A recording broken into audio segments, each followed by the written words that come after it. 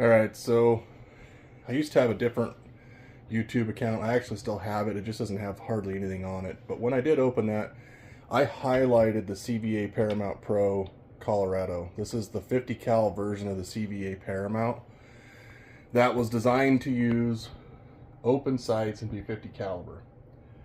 And when this came out, when I finally got the rifle, I was one of the first people to get one of these, and I was one of the first people to completely start changing it because I wasn't happy with the rifle. Not so much with the rifle, but with a lot of the sights and a lot of the features. These things were advertised to come in a gray bow stock, which is what I think this is. What they didn't tell you is it had 0 cheek rise, which is needed for sights. But if you ever wanted to run a scope on it, it was useless. So I did some modifications on this, and there's an official CVA Paramount owners group on Facebook that I got removed from, and I think Facebook actually removed me and blocked me from it. I don't know why. Facebook does some dumb shit just like a lot of the other social media groups, but I can't see it anymore, but I'm friends with the moderators, and they're like, we have no idea where you're at, we can't find you. But one of the things I did is I wanted to be able to run a scope on occasion with open sights, and the factory sights bolted to the location where this mount, the scope mount, had to be.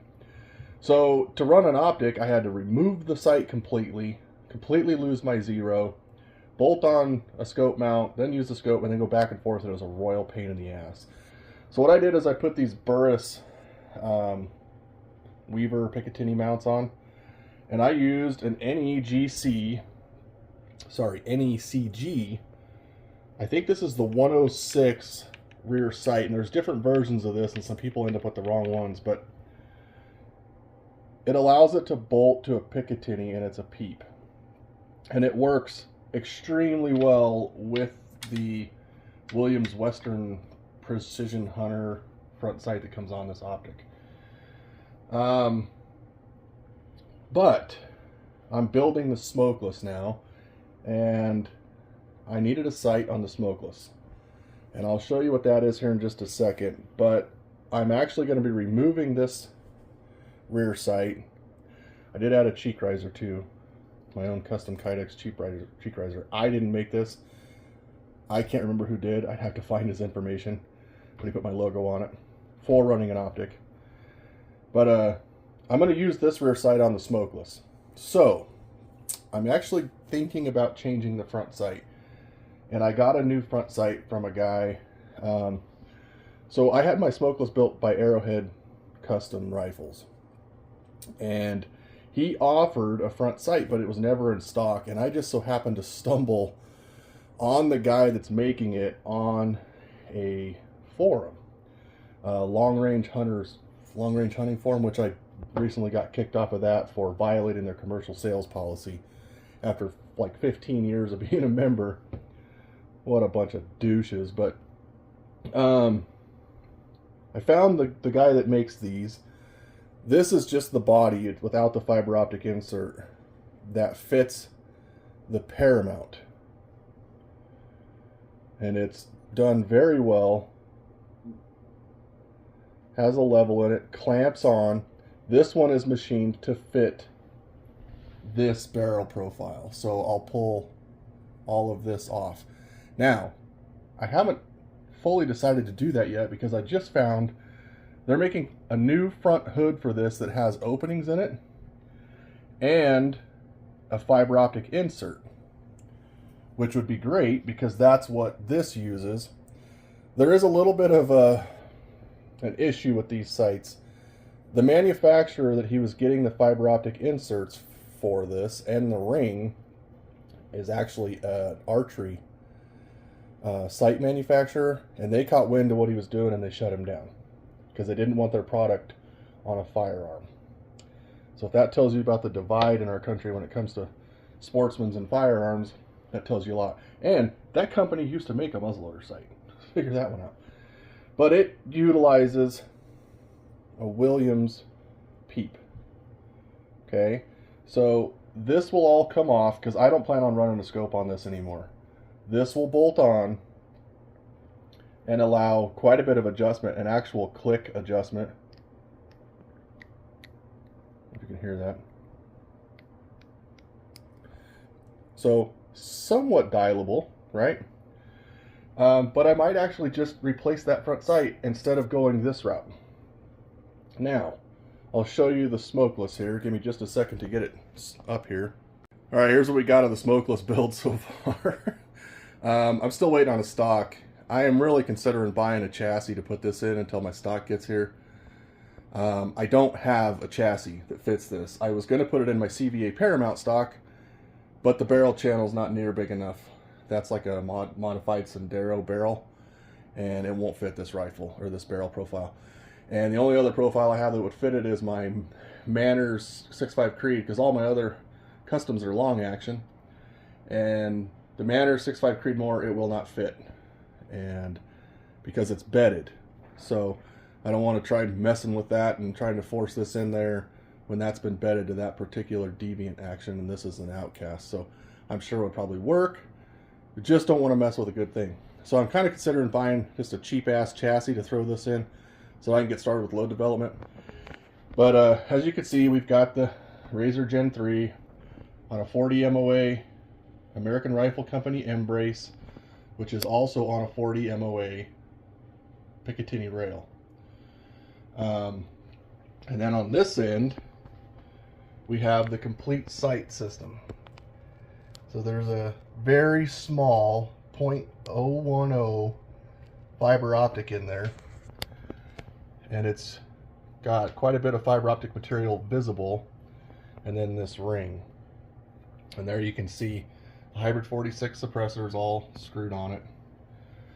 And this appears to be that it's going to work really well, but I did find an issue last night that I did not consider because I've never had the problem on my Paramount. The height of this sight puts it in the optic, and I can see it through the scope. I can see the level, I can see all kinds of it.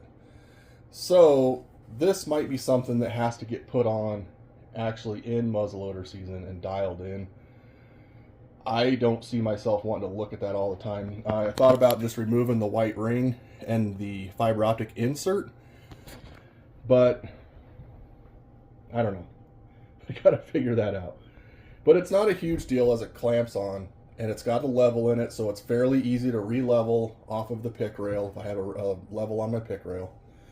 Or even if I get my scope base level, and then I can, you know, just level the sight when the scope base is level. So it's not hard to put back on and re-level. It's a little bit tight, and it kind of actually wants to scratch the finish. I might have to go in there and sand the inside of that front sight a little bit, but I really do like what they've done with that sight. And it appears the NECG rear sight's going to be just fine as long as I don't have too high of a comb on the Alpine Hunter. So we're going to have to kind of see what that ends up being. But you can see here, it's turning out to be a pretty cool package. And, you know, this is going to be a neat sight system if I decide to use this front post on the Paramount, if I don't just decide to change the Paramount sight out for the fiber optic they offer for it and use this. This actually comes in the package now with the Paramount sight kit, the upgraded Paramount sight kit. So this is the rear sight Paramount is using on the Pro Colorados now, instead of the junk Williams slide style, which I have it here somewhere, I just don't know where it's at, but it's a much better rear sight. You just can't run a rail. And I don't understand why somebody hasn't taken this. If it fits a tiny little, I can't remember what the millimeters are on a 22 rail, but open that up to fit a pick rail. Like, I don't understand why somebody hasn't done that already. It looks, I'm not a machinist, but it don't look like it's that fucking hard to figure out how to put this on a Picatinny rail. So somebody figure that out and do it, because the market is screaming for a pick rail mounted rear sight for these muzzle loaders in all these western states that have banned optics. If you're a machinist, figure it out. So, but here I want to show you something else that I got done too. So this is a P90 magazine pouch that I got for the funnel and the ramrod for the smokeless, because they're considerably longer. It's a load through funnel for the suppressor, and a ramrod long enough to go through the suppressor. This is the custom carbon fiber ramrod that I made. I actually replaced the handle with a palm saver instead of the T-handle, which made it the perfect length now that the T-handle doesn't stick up too far. But I'll give you an idea here. And this does have Velcro, but chances are if I'm reloading the muzzleloader, I've already made a hell of a lot of noise. So there is the load through funnel. And this, I got this from a company called Bookman Custom something. I can't remember the whole Custom Outdoors. I don't remember. It's stainless steel tube. He makes the funnel. This has been epoxied in, pressed and epoxied in. The only complaint I have about this, and it's not his fault, is it's too long, and I really don't like it banging against the lands on my barrel.